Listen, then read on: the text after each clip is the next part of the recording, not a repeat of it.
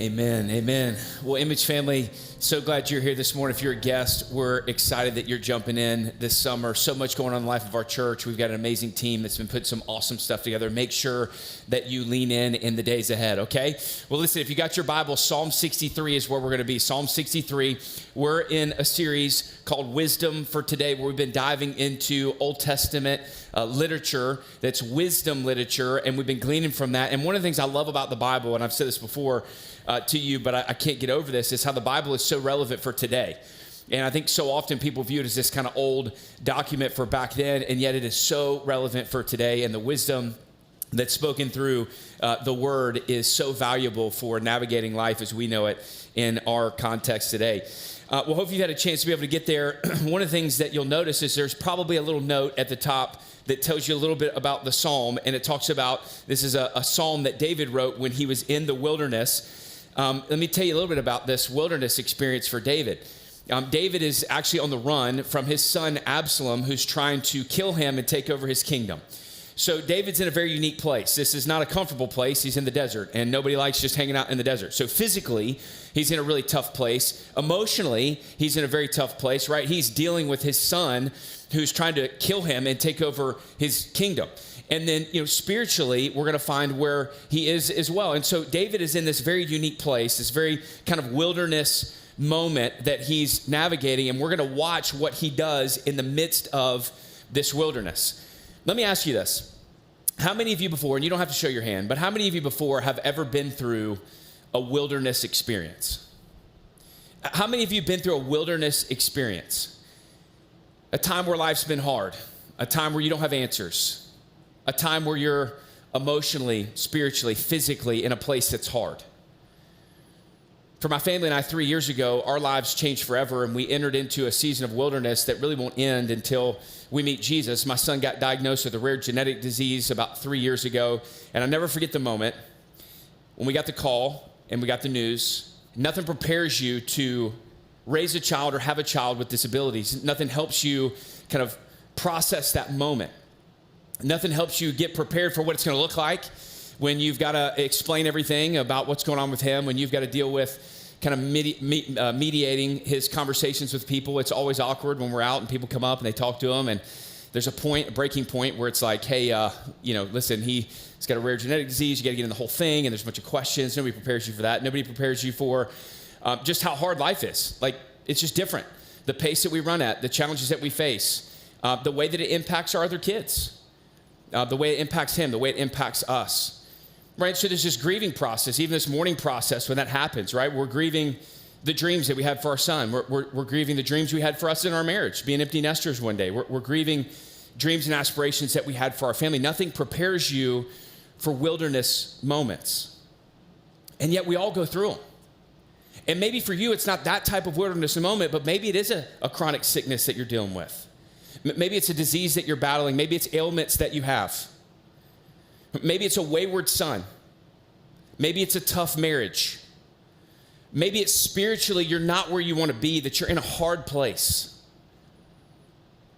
Maybe you're navigating some stuff at work that's hard. Maybe you've lost your job. We all go through wilderness moments. And the question is, what do we do when we hit the wilderness? One of the things I was thinking on this past week, we had the chance to actually go to a camp for families with kids who have disabilities. And so there was a bunch of us, about 55 families there. It was just an incredible time to be able to be there and kind of be in community with other people that are navigating similar challenges. And I was just processing some things about life in general. And I think what happens so often for us is, we kind of come out the womb and we're excited about life, and we're taught to have goals and aspirations and to try to get to a certain place in society, and there's nothing wrong with that, right? There should be goals, dreams, and aspirations that we should shoot for. But what happens is in the process, we think if we can obtain those goals and aspirations, that we can somehow avoid any types of suffering or pain in the world. That we can get to this place of kind of manufactured flourishing where we're kind of outside of the realm of being impacted by things that are hard, wilderness seasons. And I was just kind of processing this, and I'm like, man, so often what we do is then when we face those wilderness moments, what do we say? God, why? Why am I going through this? Why am I experiencing this? Why do I fear this drought spiritually, emotionally, physically? Why am I walking through this? And again, there is nothing wrong with that question of why.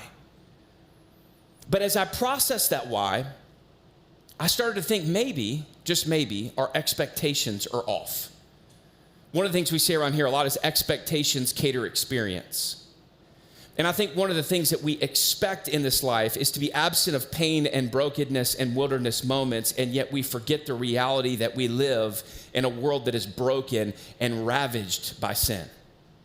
Meaning it is virtually impossible for us to live in a broken world and not experience some of it. And so we get in these moments where we go, man, why? And I don't understand. And as we step out of that and we're able to look at it after we process the pain, there's a sense in which we go, man, this is not surprising because we live in a lost and broken world. And what that means for us is, y'all, this is not our heaven. This is not heaven. Every time we see brokenness, it is a in-our-face reminder that this is not heaven. That something went wrong, that something happened, and that something that went wrong, that something that happened, that brokenness is when sin entered the world, when Adam and Eve chose their way over God's way, and sin began to ravage God's good creation. And so this is not our heaven, and what happens so often is that we build our lives, though, as if it is. And then we get disappointed when it's not.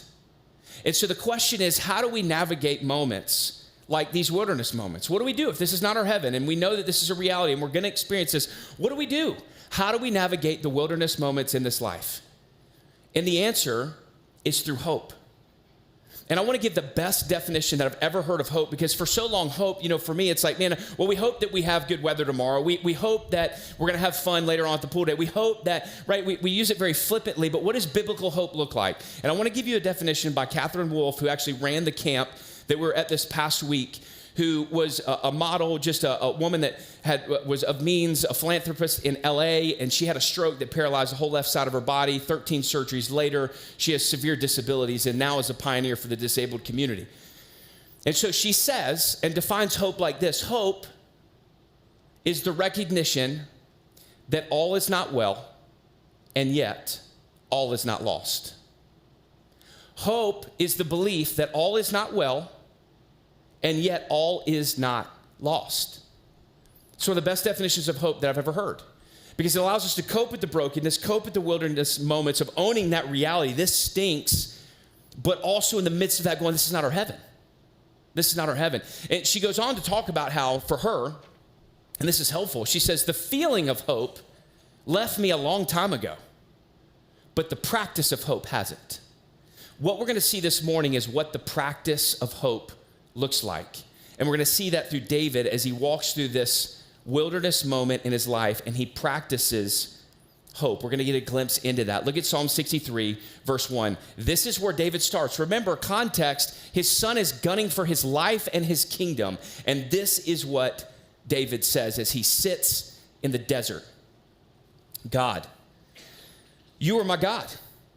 I eagerly seek you. I thirst for you.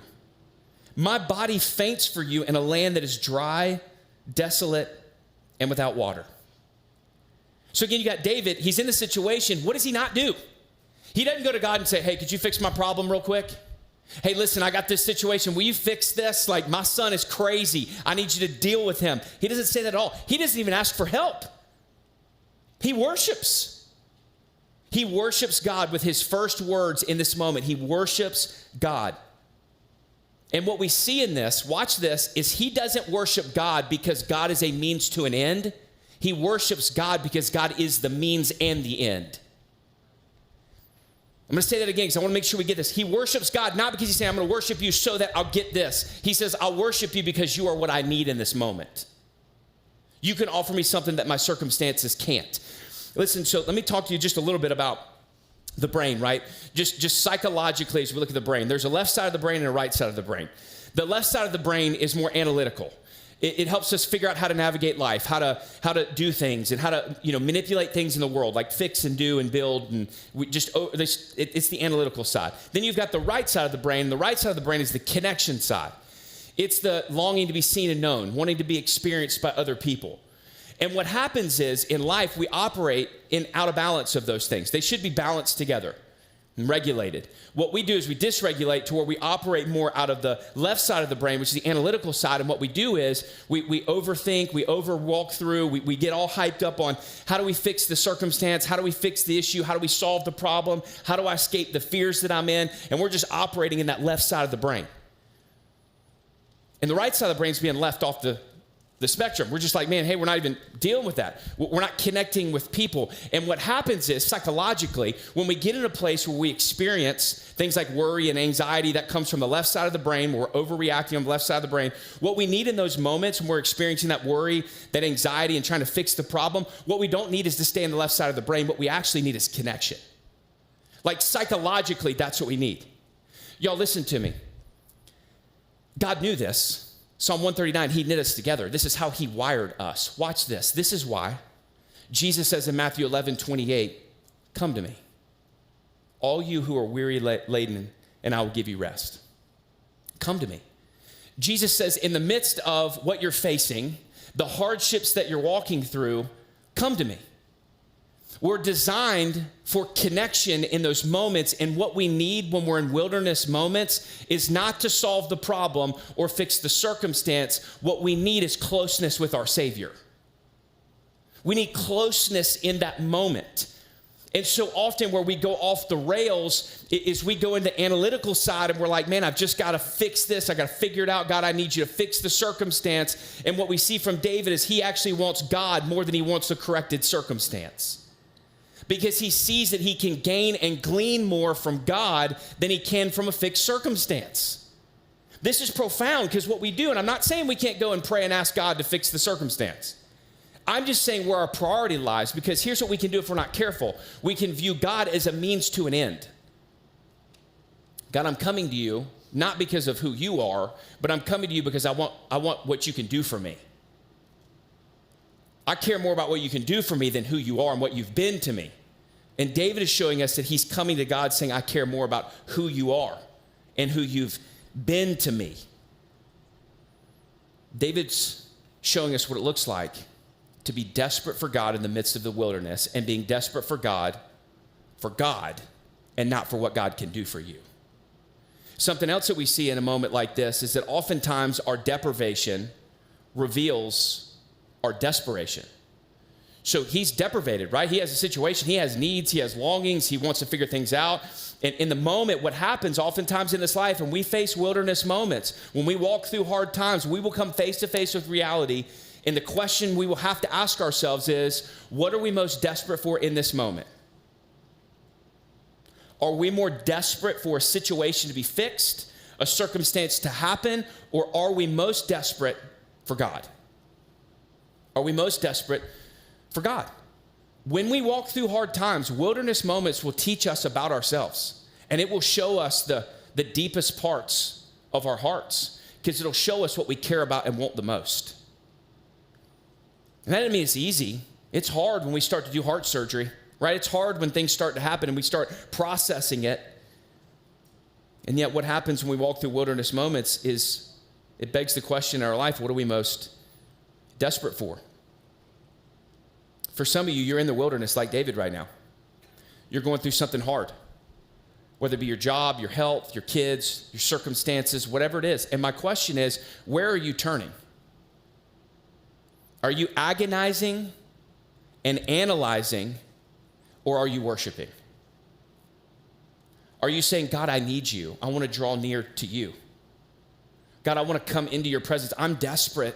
I'm desperate for you. I want to come into your presence, because in your presence, there is no worry. There is no anxiety. There is no fear of the future, because you say in Matthew 6, seek first my kingdom, and all these things I'll give you. I'll make sure your needs are met when you come to me. In the presence of God, there is peace. There's a stillness. There's a lack of chaos that this world ensues around us. Where do you turn in the midst of the wilderness moments? For others of you, man, you're in a lifelong wilderness. Like you've got something that's going to last a lifetime. Listen, David was in a situation he didn't know this could have lasted the rest of his life. He didn't know the outcome. He was in a situation where for him, it looked like it was imminent. He was probably going to lose his life. His kingdom was going to go away. He didn't know what was going to happen. And yet, what does he do? In this moment, he cries out to God. He says, I need you. I want you. I want your presence. I want your stillness. I want your safety. I want your security. That's why he's craving God in this moment. He's saying, I know you're the thing that I need the most. Is that true for you? Listen, I've been convinced as I've processed and thought about this, I think that we don't experience more of God so often because we want him as a means to something else. And I just think I'm so candidly reminded from David here that God is the means in the end. And I just wonder for some of you, if maybe you're in a situation where you're not really experiencing God because God is useful for you. God is something that is a tool that you can tap into to get what you want, and it's not that you're worshiping him for who he is. Are we a church, are we a people that are desperate for God? For others of you, you're maybe in a wilderness moment spiritually. You just feel like, man, it's just dry. I feel stagnant. I feel kind of stale. I feel disconnected from God as you're walking through life or walking through something. You feel inconsistent or distracted. Listen, one of the things I remember is 3 years ago when my son got diagnosed with his rare genetic disease. I'd love to tell you that the first thing I did was run to the Bible and just open it up and just spend some time singing Kumbaya and meditating with God. I didn't. I actually pushed away from God for about a week and a half. I was frustrated. I was angry. I had a lot of questions. Finally, slowly but surely, I started to kind of get back into the Word. And one of the first things that I realized in all this, where I was like, God, where are you? God, where are you? What's going on? It was like God clearly spoke to me as clear as day. He said, I haven't gone anywhere. You're the one that walked off. I say that because so often we say, God, I feel stale. I feel stagnant. I feel like I'm distant from you. And yet we're the ones that have walked off, not him. He doesn't move. He doesn't change. We do. We'll drift. We'll walk off. We'll kind of, get distracted. Things in this life are weighing us down. And so I would just ask you, if you're here and you're spiritually like, man, I'm in a drought. Like, I just feel like I'm disconnected from God. How much are you leaning in? How is your prayer life? This is a prayer David's praying, and he's calling out to God, God, I'm desperate for you. When is the last time you've gotten on your knees or maybe laid on your face and said, God, I am desperate for you. I don't feel it. I don't necessarily want it, but I know that I need it. I am desperate for you. When's the last time you've done that? See, part of that is the discipline of hope.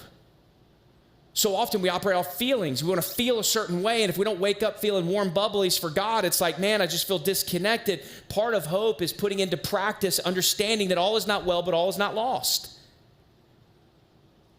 For many of us, we're operating out of our feels, and it's why we don't experience God more. Listen, I'm going to tell you, being married, like, I love my wife more than anything. She's amazing. But like, she doesn't wake up every day feeling warm bubblies toward me and just being like, I just cannot believe I'm married to Mike McKee, right? It's kind of like, nah, like, it ain't that great. You know what I'm saying? Like, you're not that impressive, you know? It doesn't work that way. But guess what? Every day, what do? We choose each other. Every day we choose each other. And there's beautiful parts, and there's hard parts, and there's sad parts. But we choose each other every single day. It ain't based off warm bubblies. The same's true when it comes to our spiritual life. It's not based off of our feelings. And many of us, we ride our feelings and we're like, man, I just always feel disoriented, disconnected from God. And it's because you're not practicing a habit and a rhythm of meditating on the truths of God. You're operating out of your feels. David's saying in the midst of whatever, I can't imagine what he's feeling. His son's coming for his life. He's in the middle of the desert. He's uncomfortable. He's probably actually thirsty. Like, it's miserable. And what does he do? God, I need you. I want you. Does it seem like he's paying attention to those feelings, allowing those feelings to lead him? He's grabbing hold of the truths of God and saying, listen, I want you. I want you. He's calling after God, saying, man, I want and I need you. Is that true for you? There's another group of you, and maybe your wilderness looks a little bit different. Maybe you're not necessarily walking through something spiritually. Maybe you're not walking through something physically. But maybe your spiritual desert or your desert looks more like Israel. Israel, they were in the wilderness so often. Why? Because they were complacent. They weren't worshiping God for who he is. They went through the motions, but they weren't surrendered to. There may be some of you that are here and you're complacent. You're not seeing God for who he is. You have no fire. You have no desperation for God. You care about religion, but no relationship. You kind of go through the motions when you can. And you're in the wilderness, and you may or may not realize it. This morning, you see that you're there. You're like Israel. You're at a place where you don't see God for who he is. You're not dependent on him. You're not desperate for him. You see God maybe as a means to a better life. You're just kind of going through the motions, and you don't see him as the source of life like David did. And my prayer is that this morning, this is a wake-up call, and you're reminded that, man, you're going after the things of this world with more desperation than you're going after the God of this world. And you can run and run and run. And you can go after all the things in this world, but they will not give you what you ultimately need. And you may experience the good life in this life, but there's a whole eternity that awaits. Are you desperate for God, or are you complacent in the desert of complacency? Look at verse 2. David goes on. He says, listen, so I gaze on you in your sanctuary to see your strength and your glory. He's saying, I look to you. I look to your presence. I see your strength. I see your glory. He's worshiping God in the midst of this moment. He's reminded of the sanctuary of the Lord, the place where they would worship. And he was reminded of kind of what worship looked like as they would go and celebrate the strength and glory of God. He was reminded of that. He's reminded of the strength of God. He's reminding himself of the strength of God. He's saying, I'm looking at you. I'm looking to you. I'm gazing at you. It's an intentness, not just like I recognize that you are, but like I gaze at you. I'm looking at you. I see your strength and I see your glory. And it leads him to what he says in verse 3. He says, so here's the result. My lips will glorify you because your faithful love is better than life. Your faithful love is better than life. And you're like, hold up, bro. That at first glance feels kind of weird. How is God's faithful love better than like life itself? And part of it is we've got to understand the word faithful love there. If you've been around the Bible at all or Bible study, you may be familiar with the word in Hebrew, but it's called hesed. Hesed, love of God. It's used 246 times in the Old Testament. And what it is, and here's the thing about Hebrew, like for us, we have a word that means a thing. They have a word that means like a sentence. Like it's more of a all-encompassing kind of definition around a word. And so this idea of hesed love, this faithful love is God's covenantal love. I'll define it like this. It's the loyal love of God, his unfailing kindness and faithfulness that never shifts or changes. It is absolute and nothing changes it. David is saying that love right there, that's better than life itself. What is he saying? He's saying, I know that I've got you, God. And if I have you, it's better than anything in this life. I've got you. I've got your faithful, covenantal love. Your love that's aimed at me and that you'll never leave me or forsake me. I've got you. And the thing that's so awesome about this covenant love of God, this hesed love of God, it's not something ever in the Bible that we work for. It's something that we receive. It's something that God has given to us. It's something that God's given to David. It's a gift that God's given. His faithful love is aimed at David, not because of what David does, but because of what God's done and will do, and because of David's faith in saying, God, I'm trusting you. And this faithful love, it's so important that we get this, because what happens is we get it backwards. And for many of us, like faithful love better than life doesn't make sense, because you're thinking, well, God is a God I have to work for his love. The God of the Bible is not a God that you have to work for love. There was an old Indian tribe, and the way they would hunt in the Midwest, they would go and I love this, by the way, they kill an animal, which is great. That's just, I could stop there, and then they go and they would see the animal and they'd kind of walk up to it, and they would all kind of come around the animal, and they would take tobacco and they would lay it in front of the animal and they would put it down. And they would say, people are like, why do you do that? And it's like, well, because when you take something, you have to give something back. And it was the way that they would show that. Y'all, so often we do this when it comes to spirituality, that it's like, it's this give-take stuff. Like we've got to give something back in order to receive something. And we live with this kind of works-based mentality.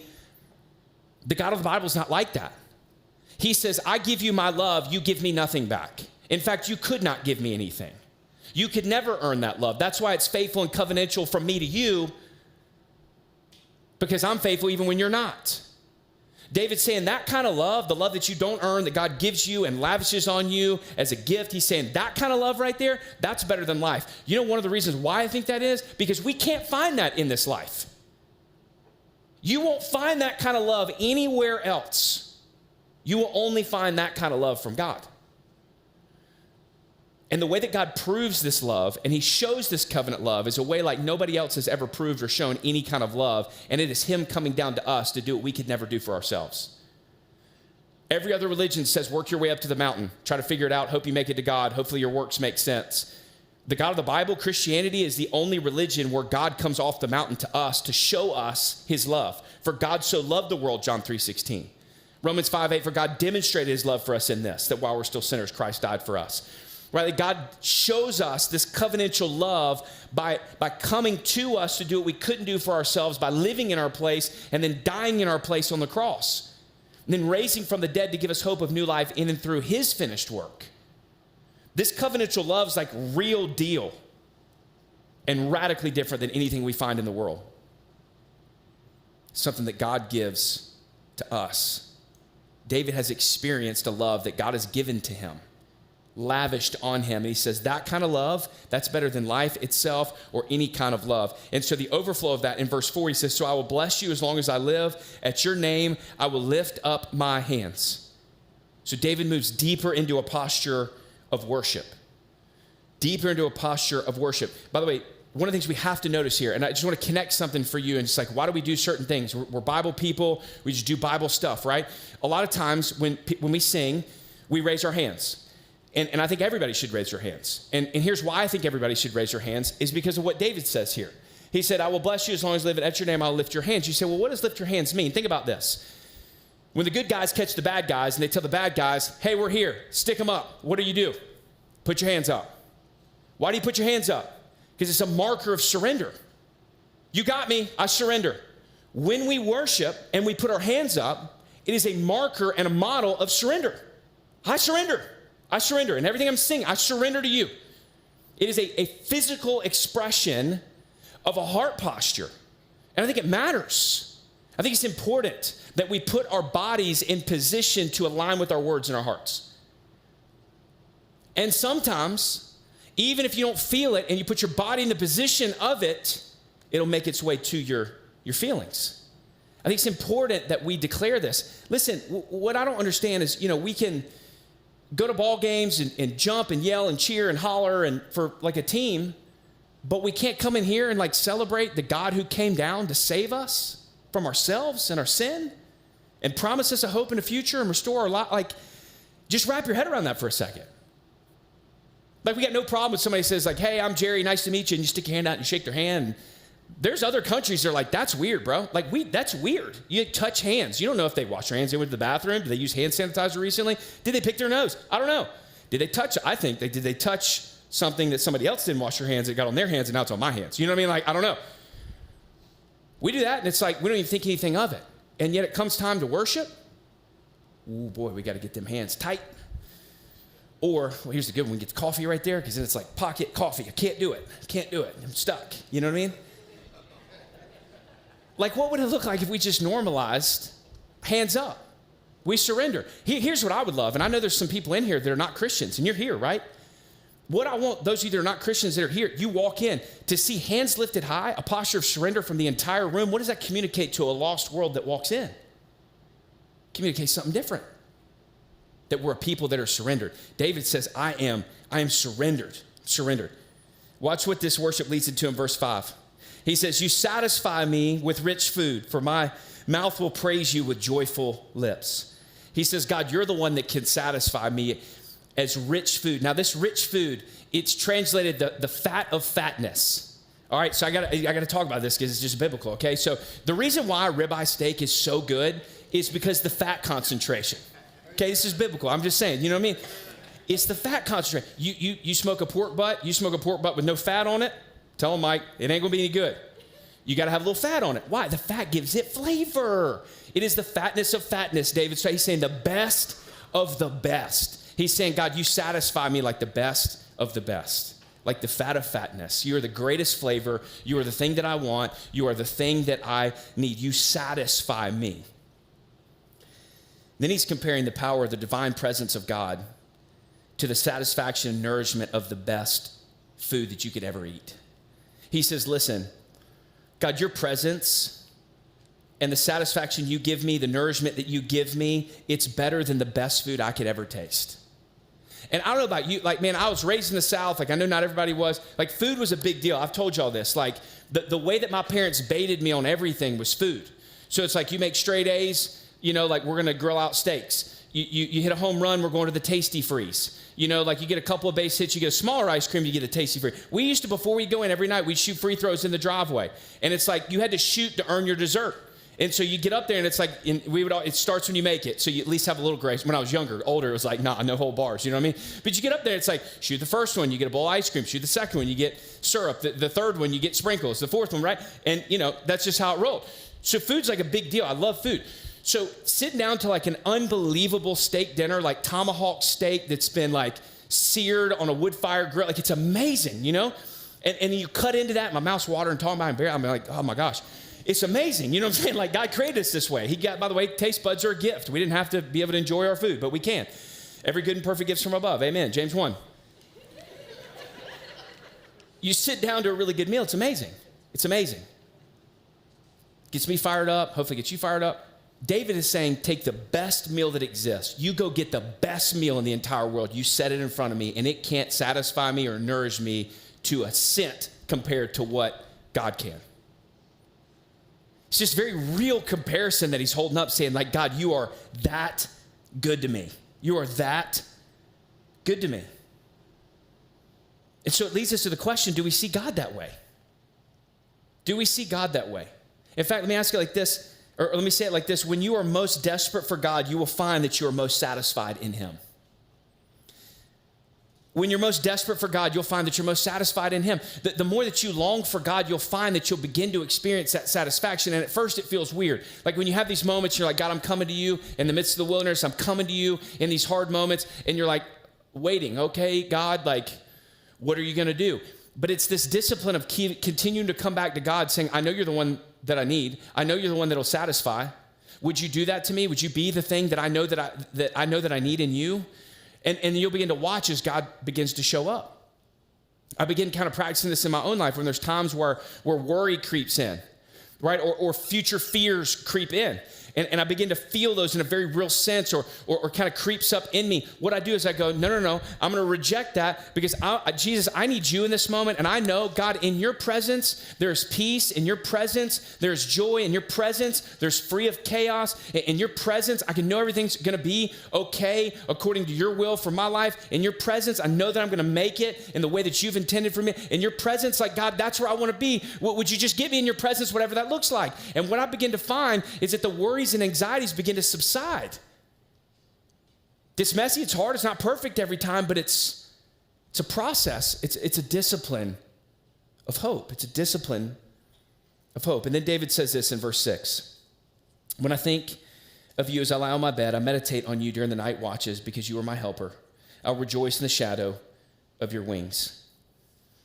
David says, I meditate on you. I think, I don't know this for certain, but I think one of the important things here is that David points out that he meditates during the night watches. The thought behind this is that so often, I don't know about you guys, but for me at least, those worries and anxieties and fears and thoughts, they come up at nighttime, right? They come up at night. Most times not during the day, but it's in the evenings. And David said, that's exactly when I meditate on you. I do it other times, but I'm hollowing in, man. I do this at night because I know you're my helper, and I know I can find refuge in you. It's also shown us that, again, the discipline of hope where he's saying, I'm depending on you. I'm meditating on you. It's an active meditating on God's word. This is the heart, right? When we talk about being in God's word, feasting on God's truths, this idea of meditating is sitting there reminding yourself of the truths of God. He's saying, I do that in the evenings. I remind myself of the truths of God. I remind myself of the truths of God. It echoes the thought of what Paul says in Philippians 3:10. He says, my goal is to know God. David's like, I want to know you. I want to experience more of you because the more I experience of you, the more I want of you. The more I experience this peace, the more I want that in my life.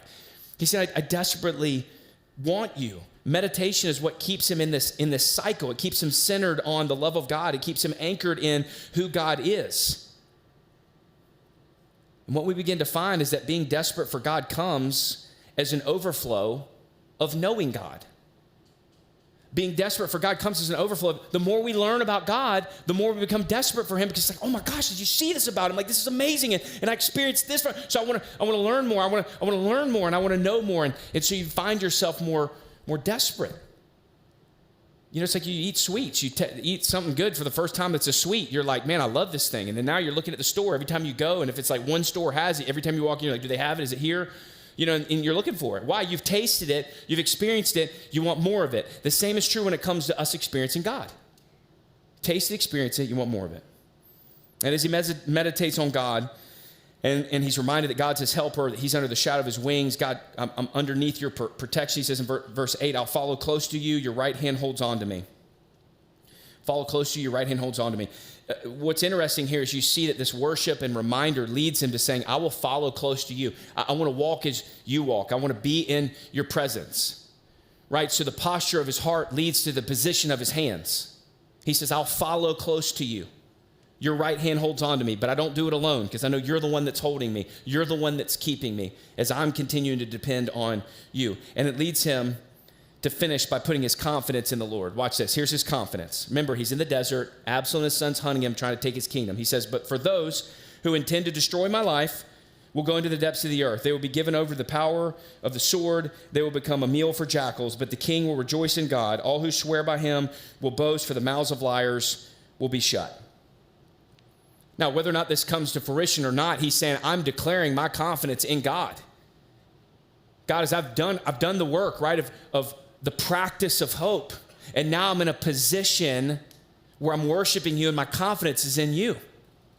I've drank deeply from you. I've been satisfied by you. And so now I can put my confidence in you as a result of that. And you'll deal with the people that are pressing into my life. You'll deal with the circumstance or situation I'm in. You'll make all things right at the right time in your right way and your will for all things. David says, my confidence is in you. So as we come to the end of this, Psalm 63, my question is, what is the posture of your heart this morning? What is the posture of your heart this morning? Are you desperate for God? What season of life are you? Are you in a wilderness moment spiritually or physically or emotionally or complacency like Israel? Where are you in the desert, in the wilderness? And in the midst of that, are you desperate for God? Are you desperate for God? One of the things I want to challenge you to is over this next week, we talked about time in the Word, and a few weeks ago, freedom to feast. We talked about Psalm 1. I just want to give you a tool. For this next week, what would it look like for you, for your time in the Word, to be just reading Psalm 63:1 every day? Maybe it's morning and evening. Maybe it's you memorize it.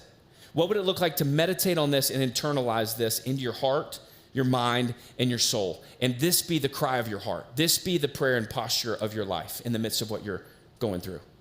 And watch what God begins to do. And you're like, hey, man, life's going great for me. Like, man, I'm not in the, okay, that's awesome. Maybe that'll continue. Maybe it won't. Either way, the call is still to be desperate for God and not be complacent and set aside running after the things of this world. For some of you, my question is, are you more desperate for the things of this world? Are you after a heaven now, or are you waiting for one later? What is the one thing you're most desperate for? Is it God or is it something else? If it's something else, that's an idol. And it'll let you down. I promise it'll let you down. Or are you most desperate for God? Y'all, listen, as we think about this, the beauty that we can kind of ground all this in is we go back to God's faithful love. The driver, the motivation for even wanting to lean in here is understanding that we serve a God that came down to us when we didn't deserve it. When something went wrong in the garden and sin entered the world, Adam and Eve chose their way over God's way. God could have left it at that. He could have wiped off the face of the earth. He could have allowed things to continue to unravel. No, God comes down. And God, listen, the way that he comes down, he chooses, hear me on this, to enter into our pain to the greatest degree in order to bring about our restoration. Jesus came and lived in our place, all the areas we messed up. And then he goes to the cross, suffers the worst death in human history as he's nailed hands and feet to the cross and suffocates to death. They drop that cross in and the weight of his body just sags on the nails. And he pulls himself up to gasp for air and let himself back down as he suffocates to death, the most brutal way to die in all of human history. God came down and entered into that kind of pain so that one day he could free us from all of our pain. See, Jesus coming dealt with the root problem of all that we experience. Sin that entered the world is the root cause of all the brokenness that we experience. When sin entered into God's good creation, the good creation began to unravel. And God came and he said, I'm going to deal with the root cause, and I'm going to come back one day, I'm going to deal with your circumstances. See, the beauty of the resurrection is it's not the end, it's the beginning. The resurrection is the mark of our opportunity to have new life with God. It's our spiritual restoration. But the resurrection is the start of what Jesus says when he says, I'll make all things new, that one day I'm going to return and I'm going to make all things new. And so it's a marker for us of the reminder that this is not all that there is. And listen, if you're a Christian, the bad and hard that you go through in this life is as bad as it will ever be. The practice of hope is anchoring in that reality, knowing that life is hard. Life is gonna be hard. We live in a broken world ravaged by sin. All is not well. But family, all is not lost because the God of the Bible came down and entered into our pain to the greatest degree in order to one day free us from it. That there is hope in the midst of what you're walking through. That this is not all that there is. That there's a God that came to you. There's a God that sees you.